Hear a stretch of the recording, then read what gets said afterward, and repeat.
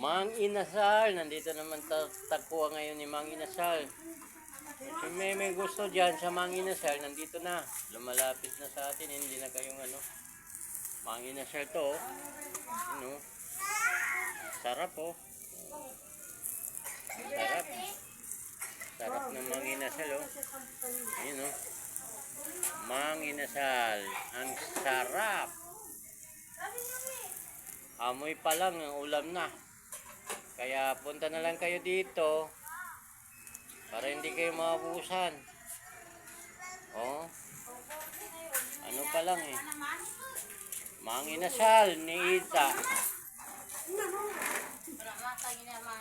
Oh. Mang Inasal. Inasal? Mang Inasal ni Ida. Buy one take one to. 120 ang isang hita. Ito na lang ako sa ano. Kung sino magtitipid, gulay na